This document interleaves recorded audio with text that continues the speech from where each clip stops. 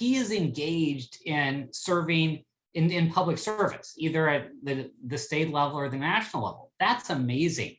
And so as you kind of hinted at, it's a real challenge to boil that down. He doesn't do one thing, he does all kinds of things. And if you think about that, as president of Congress, he was in the legislative branch and he had a little bit of an executive role, and he had diplomatic posts multiple times, and he served in the judiciary.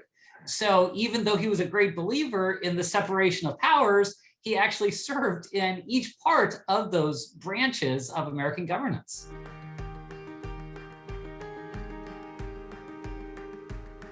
Hi, this is Tony Williams, Senior Fellow at BRI, and we are pleased to bring you another episode of Scholar Talks. For this episode, we're honored to have on scholar Jonathan Den Hartog, who is going to discuss John Jay, sort of a forgotten founder, but not for long, as part of the American Founder series.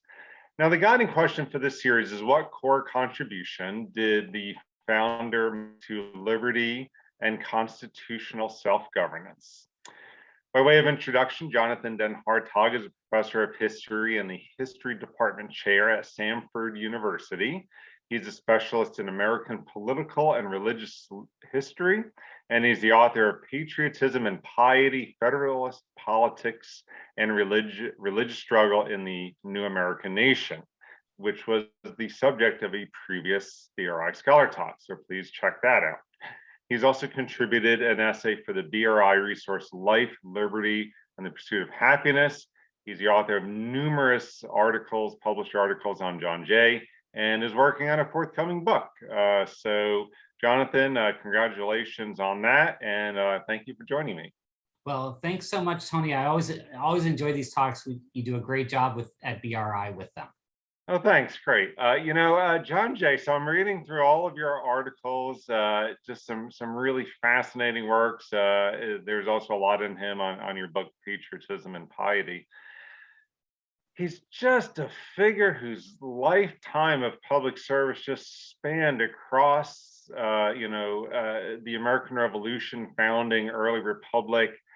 It's just incredible the number of jobs he had serving the republic, from New York Provincial Congress and the Continental Congress, sort of one of those unknown presidents of the early Congress, right up through first Supreme Court Justice, first Chief Justice of New York State as well, a diplomat. I mean, he runs the gamut. It's just an incredible, but as we alluded to, really a forgotten founder. Right. I mean, this is one of the challenges. Is he serves for 27 years in uninterrupted public service, from 1774 with the First Continental Congress until his retirement as governor of New York in 1801. He is engaged in serving in public service, either at the state level or the national level. That's amazing. And so as you kind of hinted at, it's a real challenge to boil that down. He doesn't do one thing, he does all kinds of things. And if you think about that, as president of Congress, he was in the legislative branch and he had a little bit of an executive role, and he had diplomatic posts multiple times, and he served in the judiciary.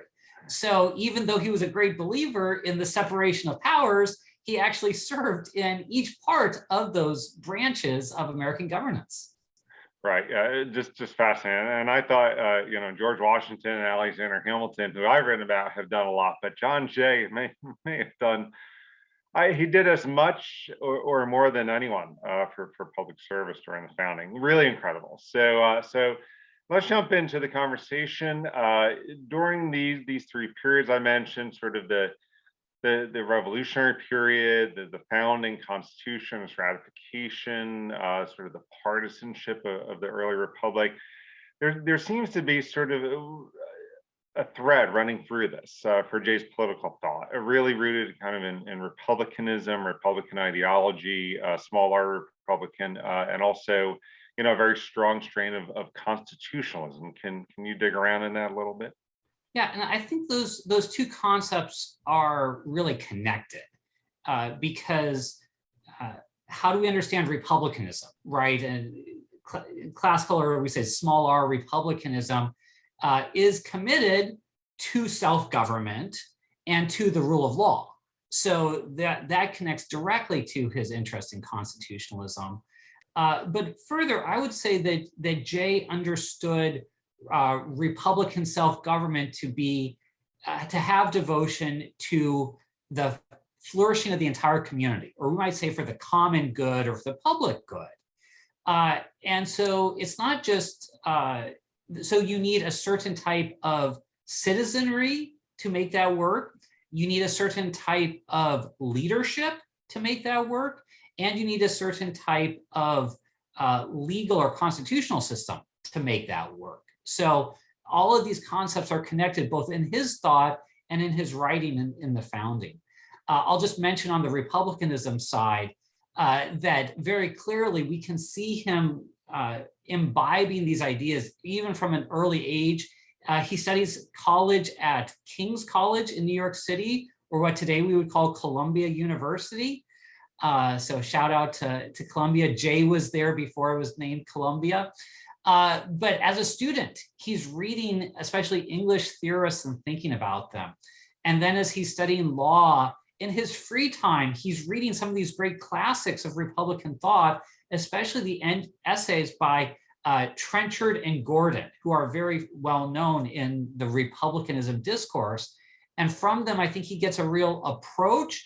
And we also know that he gets a lot of his mottos or strategies for governance from Trenchard and Gordon. We can trace that. And so he's going to apply that throughout his life. I really think that's a driving force for all of this public service in his career.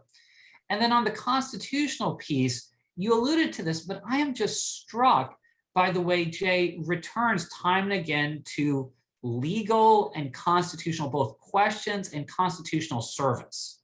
So even before independence, he's thinking about constitutions. In fact, he is a great advocate for the British Constitution, right? The common law Constitution, which was said to defend American rights. Why do we resist British overreach? Because we have a constitution that protects us.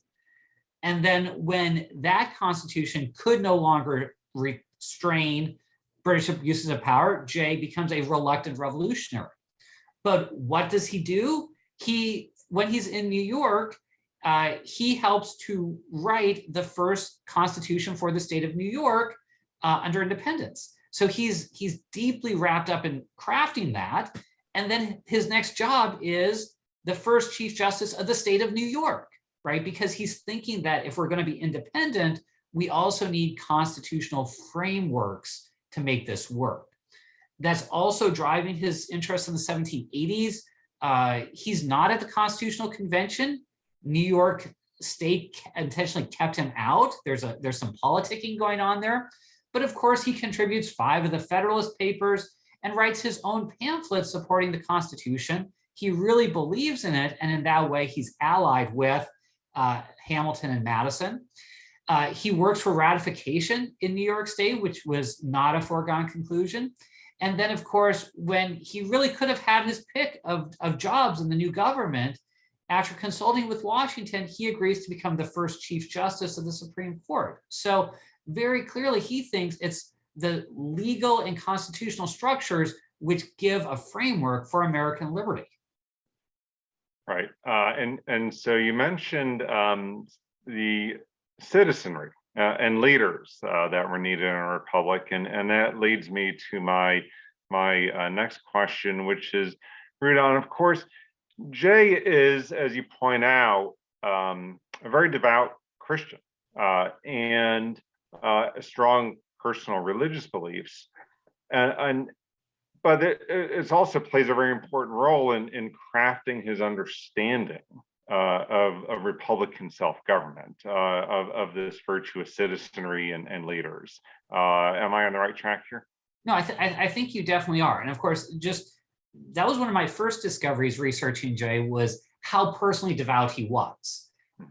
He doesn't necessarily lead with it in a lot of his public speeches or letters, but he was deeply devout. He was a part of the Anglican Church, and then when the Anglicans became independent, he was an Episcopalian. He and his family were deeply involved in Trinity Church in Lower Manhattan, right, which is still present, which is still where Alexander Hamilton is buried. So he was deeply involved in that church. He took an active role in the congregation. He kept many religious writings of his own, and he was the second president of the American Bible Society, which when I saw that, I said, that's fantastic. That's fabulous to think that this public figure in his retirement was working to advance Bible distribution in the country. But you're right, more than just kind of a personal devotion, Jay saw a tie, and I think you alluded to it, where Jay did not want an established church. I think that's important to point out. He was worried about giving power to any denomination. He did not advocate for that.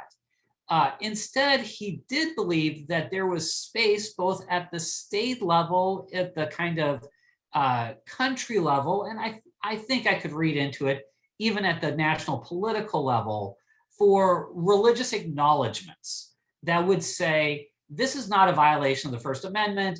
This is simply a kind of cultural or a community statement of recognition of God, thanksgiving for God's blessings, and gratitude for the political situation of the country.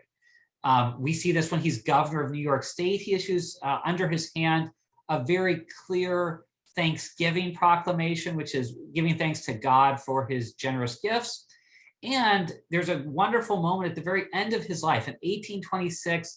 It's the 50th anniversary of independence, and he's still alive, right? You'll recall on July 4th is the day that both Thomas Jefferson and John Adams die on the same day. Jay is still alive, and he sends to the city of Manhattan, the city of New York, and he says, having a patriotic celebration is great, but it should be joined to a religious acknowledgement that our political liberties, our civil liberties, also come from God. So he saw those as working together, and that the government could encourage that, not enforce it, and that would encourage citizens to themselves become more religious, which he believed would then make them more virtuous, and that virtue would sustain self-governing liberty. So these concepts and these activities are really linked in Jay's mind. Right. And just as a side note, I think it's fascinating to think, we hear sort of blanket statements about the founders. They were all deists, or they were, all, atheists, or what have you. And Jay's a very devout Christian. Now, not all the founders were. There's just a great diversity in their personal religious views. But I think by and large, they all agreed on the point you finished on, that a religious and moral citizenry really is the basis for self-government. And if that collapses, then the experiment in liberty collapses. For instance, that's expressed in George Washington's farewell address, which, although Jay did not write, we know that Hamilton asked Jay for input on Washington's farewell address. And I think that's just a wonderful touchstone expressing how so many of the early founders looked at this, that you can't claim to be a patriot if you're trying to undermine religious belief and practice among the people. Right. So my next question is, Jay's in many ways a forgotten founder, but in many ways, what's even more forgotten about him is the fact that he was a very important diplomat. He negotiated some of the most important treaties of the founding era, particularly the peace treaty at the end of the Revolutionary War, and also the infamous Jay Treaty. So what was his experience as a minister? Right. So the first thing to say is, of course, just like so many founders in so many settings, Jay was self-taught in international relations, right? Before the revolution, he was a lawyer. Now, he was concerned about international trade and the laws of the sea. He actually had some of those books in his library beforehand, but he really had to become a quick student of diplomacy and the practices of diplomacy, which he did. So Congress sent him first to Spain, and then from Spain, he was part of the team negotiating the Treaty of Paris, which secured American independence. Maybe some of our viewers will think about that very famous historical painting, I believe it's by Benjamin West, right, where the American delegation is present and the British just never decided to sit for the treaty, for the painting. And I looked at that and was like, lo and behold, front and center is Ben Franklin and John Adams, right? Because they're there, and as the story is usually told, yeah, these big names, they were there. And then John Jay is just kind of standing off to the side. But as I've researched this, I've been so impressed that I think Jay was the critical negotiator for the Treaty of Paris. Because at the kind of decision-making points, Franklin was often incapacitated. He was sick, and John Adams didn't come till slightly later. Let's point out that when John Adams did arrive, he and Jay agreed entirely on their strategy, and they actually became fast friends through this experience of negotiating the Treaty of Paris. But it was Jay who said, to pursue American interest, we have to stand up to both the British and the French, even though the French were their allies, right? The British, because the British at first didn't want to treat them as equals. They wanted to treat them as subjects. And Jay said, no, before we go forward, you have to have diplomatic instructions and licenses to treat with us as equals.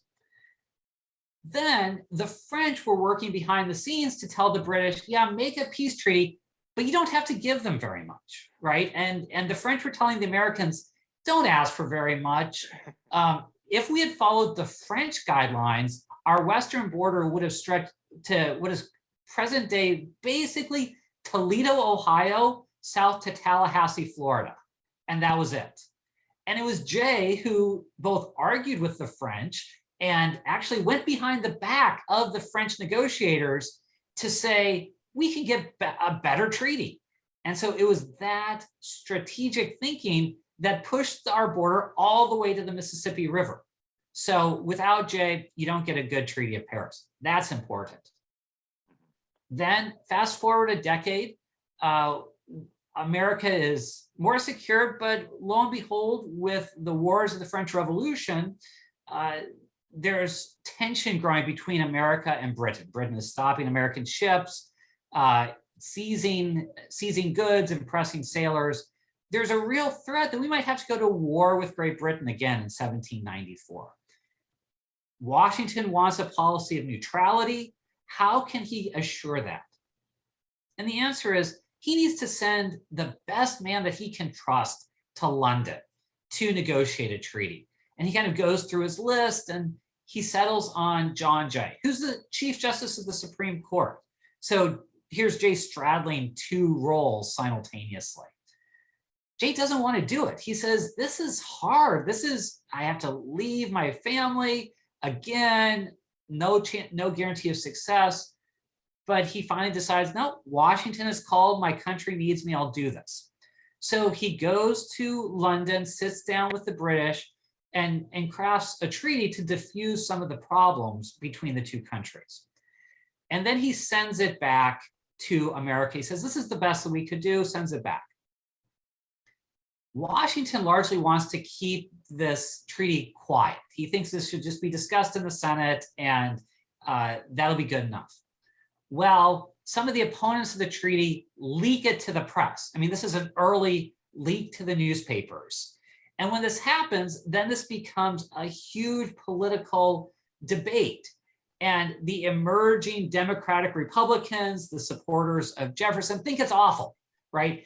John Jay has sold out the country, right? Like he's given away the farm. He hasn't gotten anything for it. And there are accounts of mobs getting together and hoisting up these effigies of John Jay and burning him because he's sold out his country. On the other hand, the Federalist Party, the supporters of the administration, look at this and they say, well, this is pretty good. This solves some of our problems and it moves us closer to England. There's nothing wrong with this. Let's pass it. And in fact, the Jay Treaty gets passed. Now, the third perspective would be my perspective as a historian to say, how do I evaluate this treaty 2 centuries on? And I keep coming back to, I think it was the best treaty he could have gotten. Did it solve all the problems? No. Did it totally resolve the question of impressment of sailors? No. They'll have to wait until the War of 1812 to deal with that. But remember, Jay was negotiating from a real position of weakness at a time when Britain was deeply concerned about its own survival. So I really think it's about the best that could have happened at that time. So I'm willing to say, thank you, John Jay, for negotiating this, even though it really tended to besmirch his memory. And I think that's unfair. Right. Yeah, excellent. And, as you alluded to earlier, Jay recognized, I think, that, self-governance is not just about government. We tend to kind of focus on that a lot, but rather a healthy civil society of sort of local self-governance, citizens mutually supporting each other in their communities. And so how does Jay support those voluntary societies and that healthy civil order, particularly later on during his retirement? Right. Again, this is part of his story that often people don't know about. That Jay retires in 1801. He says, oh, I want to spend time with my family, by which he really meant he wanted to spend time with his family.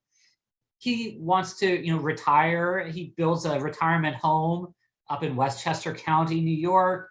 Thinks he'll live there for a few years before dying. He ends up living another 28 years. So he has a long time left, and he uses that for not political service, but community service. And what's really interesting is, so great, you have a self-governing republic.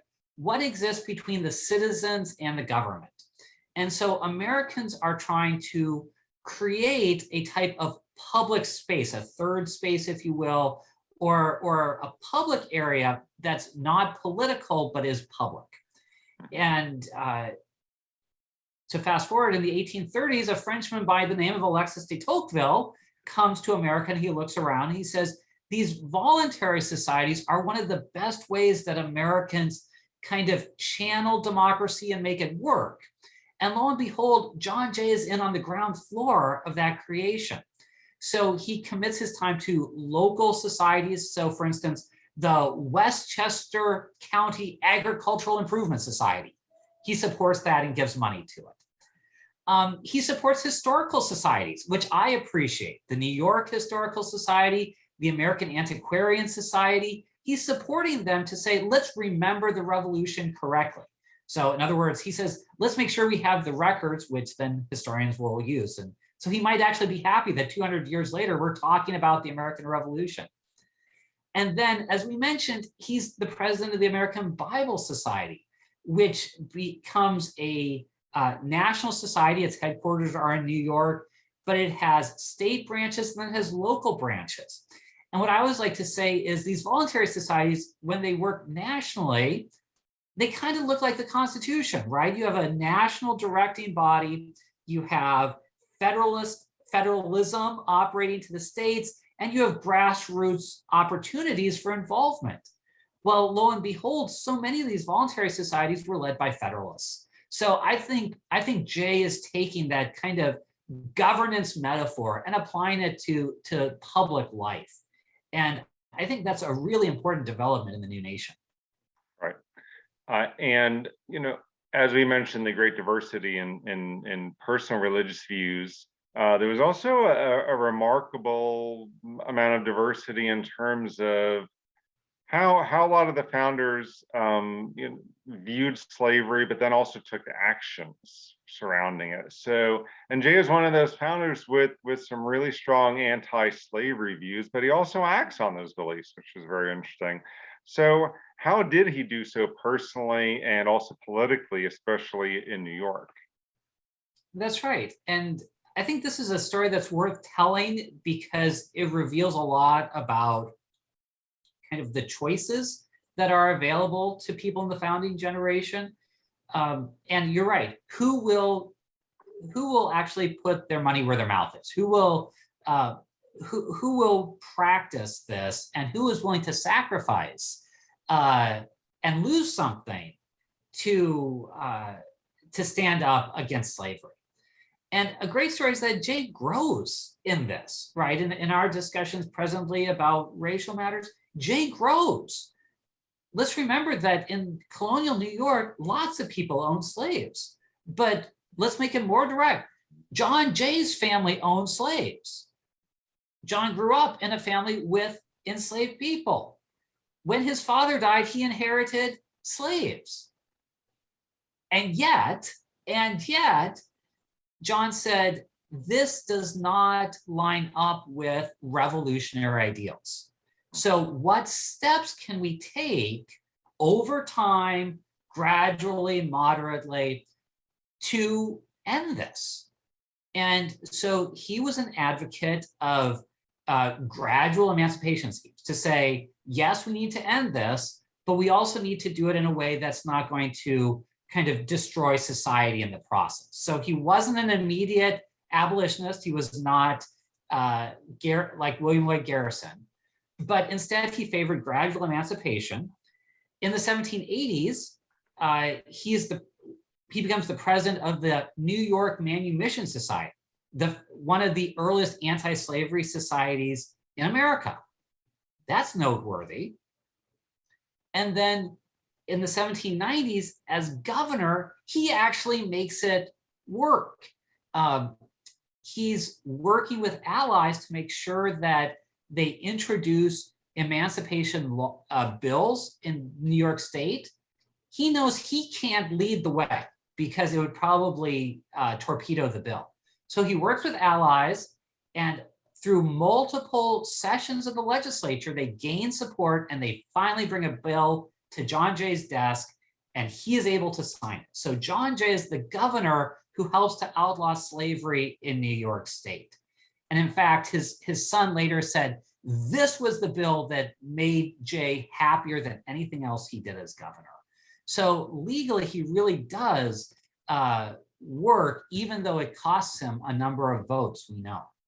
I could talk all day. We're down to our final question. We have a few minutes left, and so in a nutshell, I know we can go on and on about this, but what are some of the most important ways that John Jay advances liberty and self-governance?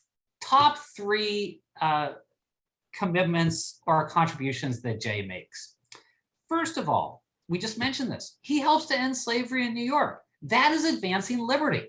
There are, again, it's imperfect.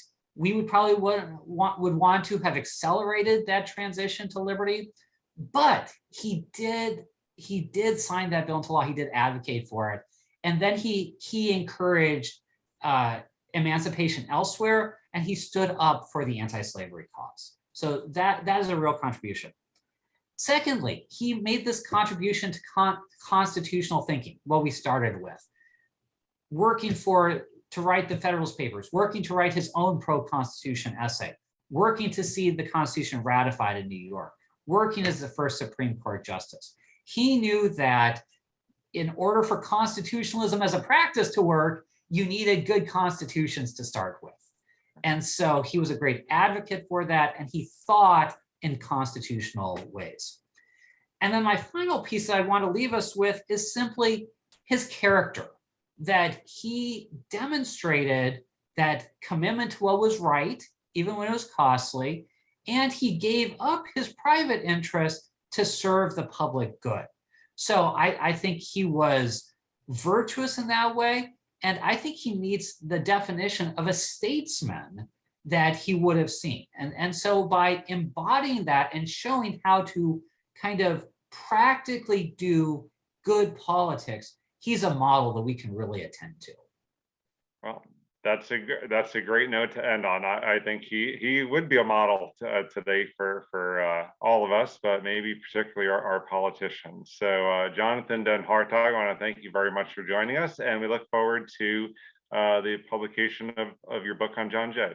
Well, thank you. It's been a delight. And thank you all for joining us on this episode of Scholar Talks. Please check out our other interviews in the American Founder series, and also check out our other interviews on the American founding, including Rob McDonald on Thomas Jefferson, David Stewart on George Washington, Lindsay Stravinsky on Washington's cabinet, and Bradley Thompson on the Declaration of Independence, among others. And also check out BRI's many resources on the American founding, including our resource, Life, Liberty, and the Pursuit of Happiness, and the updated Being an American. Thank you.